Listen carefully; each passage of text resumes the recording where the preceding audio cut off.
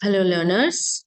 I will be discussing about post-colonial theory and class caste ideology through a PPT. First, I will go with class and caste ideology.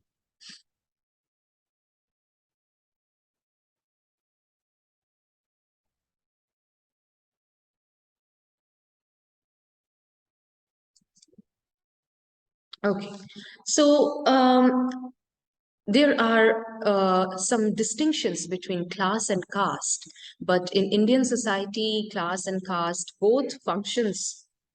Okay, now this PPT has been shared in your LMS. You can refer to it in detail. I will move gradually. So in traditional theory, what does caste mean? So in the Indian society is segregated in caste system. So the upper caste, Brahmins, then Kshatriyas, then Vaishyas, and then finally Shudras. But again, there are divisions. In Brahmins also there are divisions. In Kshatriyas, divisions are there. Okay, so similarly in Shudras also there are divisions. Okay, now caste hierarchy is actually based on occupation. What Brahmins were supposed to do, Brahmins used to uh, pray, devote themselves to God. They would gain knowledge, they would study. Kshatriyas were the fighters. Vaishyas, they would do business, and Shudras, they were involved in cleaning, okay, doing all sorts of cleaning chores, and they had a separate village, they had a separate area for living, okay, and the Shudras can't enter or can't touch the Brahmins. Okay, in Shudras also there is a distinction, as I said, Ati Shudra, Chamar, they are the lower castes. Okay, so now because of the occupation, such division was made. Now it is a social stratification ordering social differences based on a set of criteria or just one single criterion. Caste, class, race, ethnicity, and gender are some of the pertinent categories of social hierarchy and differentiation in many societies.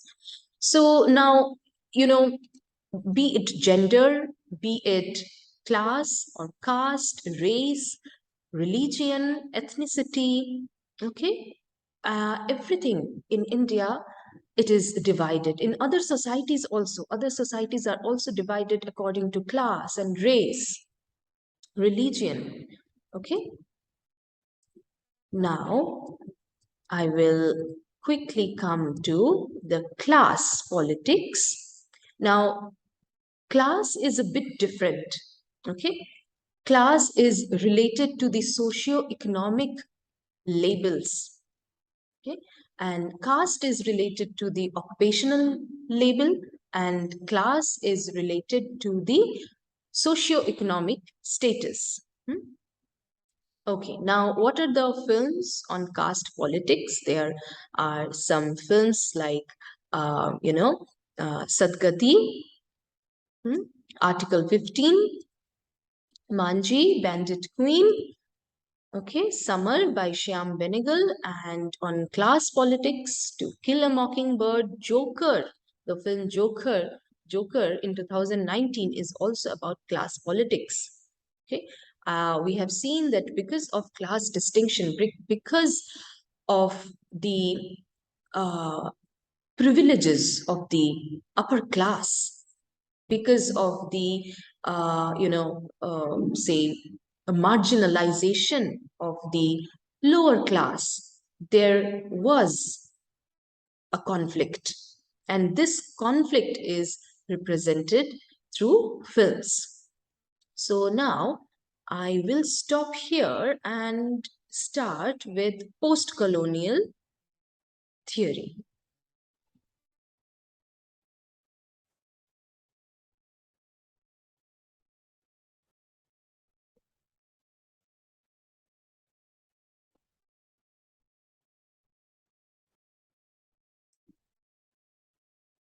Yes. So, what is post colonial? So, as the name suggests, post colonial implies what happens after colonization, what happens after colonial rule. Okay, what happens after colonial rule, and or what happened after colonial rule.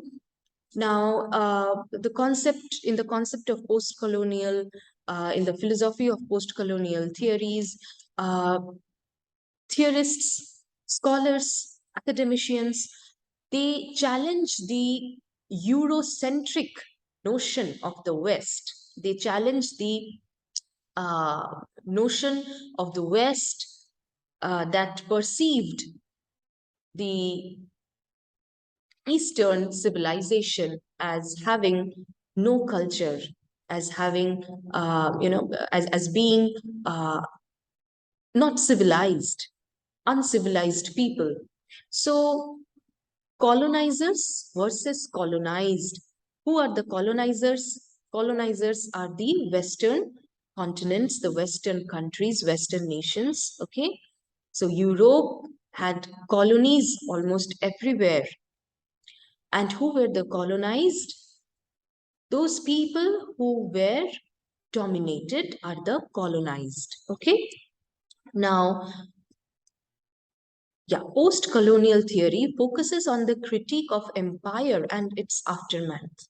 So, post colonial theorists they challenge the notions of the West that, the Orients were uncivilized, the Eastern civilization have, they were barbaric or they needed to be trained, they needed to be civilized. In this case, I would suggest that you read the article of Macaulay's Minutes. That will be very helpful for you to understand post-colonial or the Eurocentric notion. Okay, what are the films that challenges the post-colonial or the Eurocentric notion? Avatar. Okay. Colonial images of gender, race, and class carried ideological connotations that confirmed imperial epistemologies and racial taxonomies, depicting natives in documentary or fictional films as savages, primitive, and outside modernity. So these notions are challenged by post colonial theorists. Now let's talk about one theorist, for instance, Edward Said. Edward Said gave the concept of Orientalism, and in Orientalism, he talks about Orients and Occidents. Okay. Every empire, however, tells itself and the world that it is unlike all other empires, that its mission is not to plunder and control, but to educate and liberate. So, even the Western civilization, when they started their colonies, when they established their colonies, they started to impart this message that they are not here to control, not here to extract, not here to dominate, but to educate and liberate. So, but at the end, what they do is to dominate, is to manipulate, is to extract, and with their domination they extract they extract the orients in every possible way. So years and years, due to years and years of domination, this there is a hegemony that gets established over the people, over the dominated people. Okay, they follow the rules established by the colonizers. They abide by the rules of the colonizers. They, in fact, get distanced away from their own culture. They get distanced away from their language, from their lifestyle, the indigenous lifestyle they had. They stop following it. So it's a kind of brainwashing, it's a kind of manipulation, and it's a kind of manipulation that leads to inferiority thinking. The colonized people, those who are being dominated, they feel that they are inferior in comparison to the colonizers. Okay. Now, for example, people wanting to be fair, people preferring fair skin complexion, these are always attached to the, say, hegemonic ideology, the ideology that was established by the West, that they are superior than the colonized. Okay, so post-colonial theorists like Edward Said, they challenge. There is another theorist, Homi K. Bhabha. You can also read him, okay, to understand post-colonial theory better. Now, in the class, I will elucidate more on this topic. If you have any questions, any queries, kindly let me know. Thank you.